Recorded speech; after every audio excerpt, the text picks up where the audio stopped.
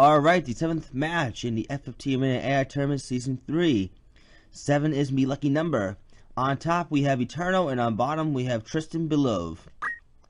Eternal has March Squire, Montblanc the Wizard, Shara the Archer, and Rich the Priest.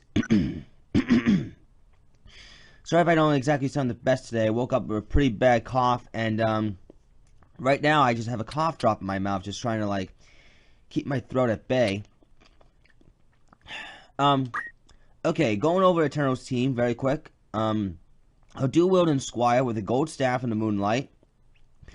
Interesting combination, considering it can get rid of the buff of the gold staff, and with the moonlight it can trigger Blade Beam, which means what Blade Beam does is the more HP you lose, the more damage you'll do. Thief hat, black costume, good elemental protection there. Rubber shoes even adds further elemental protection, and it can also prevent don't act, which is something that Eternal does not want happening, that's for sure. He does not want his Squire to be not acting for a reason. For Steel, he only has quickening, and just quickening. I'm not sure, Eternal, if you've remembered or not, but Dogaraya did mention it might have been a long time ago, but Dogaraya did mention that for the AI to use quickening, they need to have at least 3 skills or more flagged, and quickening, if you wanted to use a lot more often up until they gain attack range, will have to be the only skill that costs MP that's flagged. So I'm just not sure if your Squire is going to be even using quickening at all. At least I don't think so anyways. Dragon Spirit is nice for re-raise. Warpath increases the chances for Dragon Spirit to occur. It also increases the damage done by the Squire. So it'll be interesting to see what tricks he can pull out. We have a wizard here with magic attack up in Pilgrimage. He only knows Fire, Bolt, Ice, Water, Poison, and Sinkhole. Basically, this guy is designed to inflict damage from afar, and he can use Sinkhole just to disrupt magic spells. He has damage split, so he can take some of the damage. Very squishy wizard, though. Very squishy, but Chantage is there, so when he does go down, he may be able to attack with his spells. Hopefully, he won't be running away for too long. We have an item bot Archer here, with all the items in the game and only knows cover fire. Has concentrate, so her attacks are guaranteed to land. Cover fire is a nice addition, considering there might be some units with projectile guard. Eternal wants to make sure that the damage is covered in that regard, so I like his idea. Decked out in pretty much full PA for this female Archer. Diamond Armlet, I guess just to absorb Earth. I guess. It can also prevent oil and slow, so I mean, it's fine. I would have gone with battle boots or even Germanus boots or something like that if you want your Archer to get further in range. Teleport's still good because you can move your way around the map very well. Speed save. Those of you that don't know, speed save used to be when you get hit, you get an extra point in speed. However, it's been changed now. You get 25 CTR, which means that you'll reach your turn quicker, as opposed to getting another point in speed and then start to double turn, triple turn, quadruple turn people. And finally, we have a priest with equipped light blade and a shield render. That's a bit unique. I just don't think she really has the PA to back it up, but whatever. Eternal wants to stay true to his Final Fantasy Tactics Advanced theme. Only has Cure 3, Raise 2 Sooner, and Bios 1 through 3. Golden Hairpin obviously boosts the damage done by Bio 3, because Bio 3 is a dark elemental spell that can inflict zombie. Bio 2 can inflict frog, which is non-elemental. Bio 1 also non-elemental, but can inflict poison.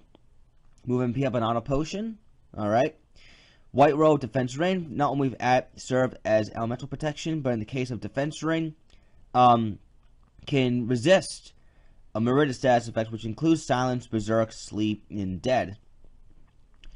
So I like the theme Eternal's got going for here, but his units aren't exactly the strongest in my opinion. But I'm just saying he could have optimized them a little bit, just probably a little bit better. But I guess this one's only just built for damage.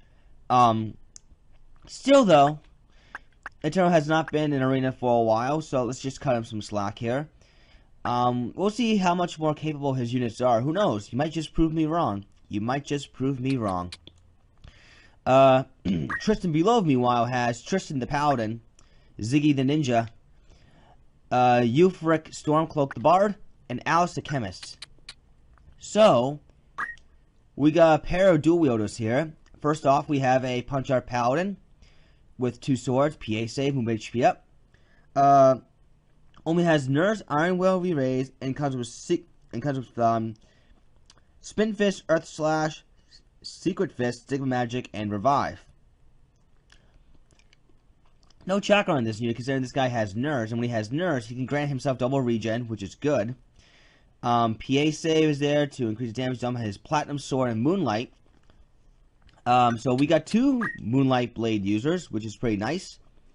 Grand Hell Maximilian, the highest HP total you can get in Arena for this Paladin is 465. I think the Monk can equal that because they have the same base total HP, and just depending on the equips, they can get even higher HP. So yeah, it's good to see Grand Hell Maximilian used, because you don't really see him all that much, because people are always anti-status. Drought Ninja, with attack up, counter, and fly. 12 speed, incredibly squishy. Incredibly squishy. That's one of the lowest HP totals you can get in the game. 233. The ninja might get 1 or 2 shot, depending on compact issues and whatnot. He does have Zuzu Makusu and Zuzu Masuku. There we go. That's how you pronounce it. And Kajisogi and Masamune. He will use Kajisogi more than Zuzu Masuku, because Zuzu Masuku is supposed to cancel haste on a target, but we have not really seen that used at all. In fact, you can just easily counter haste by either killing the unit or just slowing them, pretty much. Counter, I don't know if this ninja is gonna live long enough, to do a counter attack. He would have needed a much higher HP total to ensure that may happen. Moving right along, we have an item bot Bard with Reflect Rain, obviously to have initial Reflect. That also cancels Berserk. Add 1 more point of MA, has a Bloody Strength, so he can absorb some HP back. MA saves, so his damage output can be even higher. He also carries Cure Song, Battle Song, and Nameless Song. Has only Ether and High Ether. I'm not sure if the Bard will heal his own MP, but to be honest, if you want this guy to simply just keep attacking in the end, it might be for the better. I mean, having the songs is nice, but I don't know, we shall see. And of course we have a Blaze Gun Chemist here, with all the white magic and all the items except for Ether and High Ether.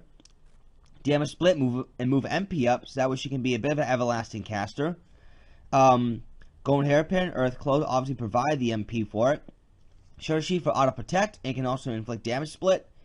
So this chemist can do some decent damage with her Blaze Gun.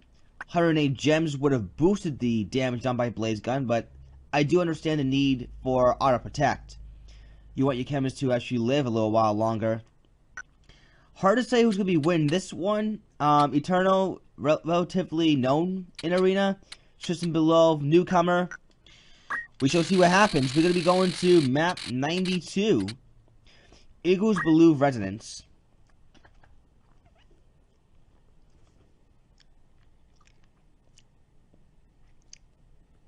Yikes, a very, very small map. So this is going to be interesting to see how this plays out. Alright, Eternal's in the blue, while TristanBeoulve is in the white. Eternal's on the defensive early. Oh, there's a counter right there, after a dueling attempt. Now, the chemist is about to charge a, looks to be a holy, actually. And yeah, I guess considering the rules and regulations of this tournament, I guess Eternal's team cannot optimize his units any better. Fire to take up the ninja. Ooh, double undead proc. That's a rarity.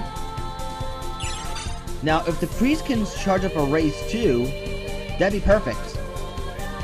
The Chemist is going for a raise 2, and Tristan goes for Iron Will. Now, the unique thing... Oh, okay. That was interesting.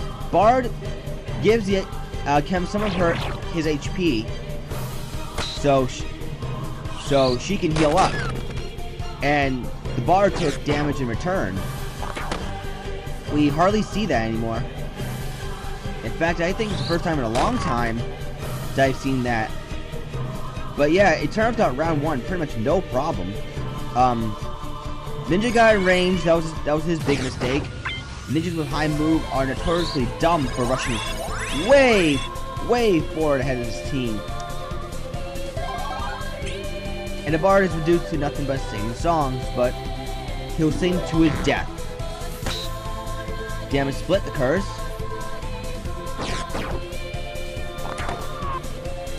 And there we go. Eternal takes round 1. We shall see what happens in round 2.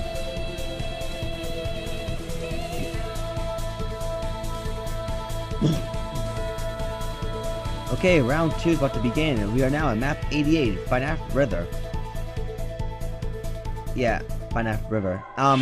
What clinched it for Eternal in round 1, quite honestly, was the fact that, 1, the ninja got in range, and decided to attack and got punished for it.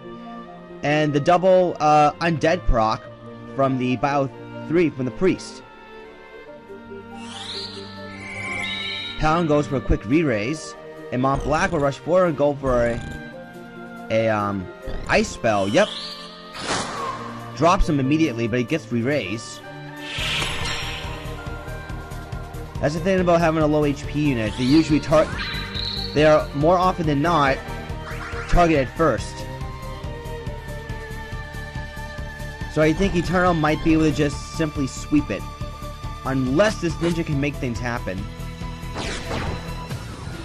But considering the low HP this guy has, I don't think he's gonna matter. I would have even given him a black costume if you want him to absorb the blaze gun damage, because then the Chemist can just simply support from afar. Damage split. Bio 3, hurt and heal. And there's that Blade Beam proc. Cherson, the Sparrow only gets 1 point of speed. And raise 2 from Alice. There's a very good shot. She's gonna nail it though. Concentrate can always bypass evasion. Raise 2 does connect. Oh, we raised Shell and Reflect. Very good, actually. So, Nameless Song might have helped Tristan come back from this. That Paladin, though, is in very, very critical condition. Ooh, Reflect from the Bard, which is actually very nice. Alice might want... She's going for regen instead. Okay, I guess that just works as well. Anything to get rid of poison. Spin Fist for not for a whole lot of damage, actually, to be honest. That Paladin would have been a lot better off trying to go for dual wielding. There's a Reflect onto the canvas that time. As long as the ninja with his high speed can continue to harass Eternal's units, then Tristan should be able to force a tiebreaker. It always will come into matter if the ninja's going to be going down. There's a counter. There we go. Double kill right there, however. Paladin does have re-raise. The Chemist going to be looking for the raise 2. She does have half of MP, so that does mean that her MP usage won't be as severe. The raise 2 missed. That's very unfortunate. It looks like the Eternal is going to take this one once again. That wizard is really wrecking house right now. There's reflected fire that time. The Bard is still singing. Raise on the ninja. He does get a re-raise in, actually. I was about to say that might be a little bit ill-advised. Unless Ziggy can KO the priest, and he can't. But he can redirect that spell. Oh, but she's in critical. If that ninja was intelligent, he'd KO her as soon as he gets right back up. Cam is going for the Phoenix down because she was not going to be able to resurrect the Paladin in time. And he does KO her. The Archer's going to crystallize for Eternal as well. And now with no resurrection left, I say Eternal is going to be taking this one. 2-0. The Bard's not really doing anything useful. And the Ninja is probably going to get himself killed. Re-raise already expired, so yeah. Damage split. Ninja is actually able to get a turn. 12 speed and haste. Actually working for him. So now it's 2-on-1. And oh, Dragon Spirit. But that Squire is very dangerous. That is, okay, the Bard does heal himself with a high ether. Okay. Oh! If that Moonlight Blade actually hit, we would have gotten like a one-on-one battle between the Bard and the Squire. But TristanBeoulve, good job. You tied this one up. Let's go to a tiebreaker. Okay, tiebreaker times. We are now at map 79, Yu-Gi-Oh! Woods. Did you ever notice that so far in this tournament that every odd number match had to go to a tiebreaker? It happened with Vigilante versus Angelus, it happened with Shadow Strike versus Rex, and it also happened with White Box versus Dark Angel Lugs. Just thought I'd mention that. But yeah, both teams did show that they can exploit possible ways to win matches. And both teams are on notice before either one moves on in the winner's bracket while the other one descends to the Doom Train.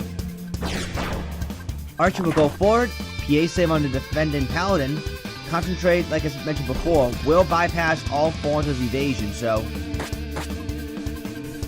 that was basically 264 damage, just no KO. Shell 2 actually protecting that Paladin from future damage from the Wizard, pretty good job, as well as that Priest. See, Tristan will go for Earth Slash. Doesn't do a whole lot of damage. That's what happens when we don't have. That's what happens when we don't have stacked PA as well as with martial arts. Another PA save, and the Gold Staff also got rid of the shell. So if that Paladin is not kept in check, then he's in trouble.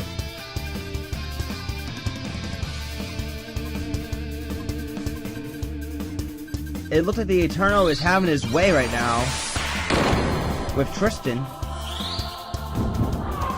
Fire heal, but that also inflicted oil. So it looks like at the moment that Eternal has the upper hand. MA save from the Bard. He really needs to start attacking. Or he's not going to be able to attack anyone once he kisses the floor. Race 2 does connect, and I don't think that Eternal will be losing this one. In fact, I don't think there's any doubt in my mind that he's going to be losing this one. And yeah, again, instead of the Bard attacking, he resorts to singing.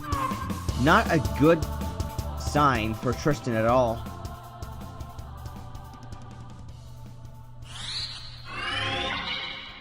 I mean, the Chemist is trying to pull off her raise 2s, but nothing just seems to be going. Right now, we're just witnessing the same thing. The Chemist will eventually not be able to raise her units anymore, because she's going to get attacked. 243 damage, ice, very good. I mean, with the Wizard setup, he is very squishy, but he's definitely optimized for more damage. And so far, that damage output has been really effective. And now the Chemists don't move, so she won't be able to regenerate MP. The Bard once again gets attacked, and the Bard once again gets killed. The Chemist once again raises the Bard. The Priest this time will go for a Bio Spell. The Bard once again gets raised. No Undead proc, and another spell should finish her. And once again, Blade Beam goes off. The Bard keeps getting MA save, but he's been making no uses of it whatsoever. Well, he hasn't been able to because he's been getting KO'd at least 3 or 4 times in a row the exact same fashion. So, Eternal, good job. You will be moving on. Tristan, you'll be going down to the Doom Train. GG.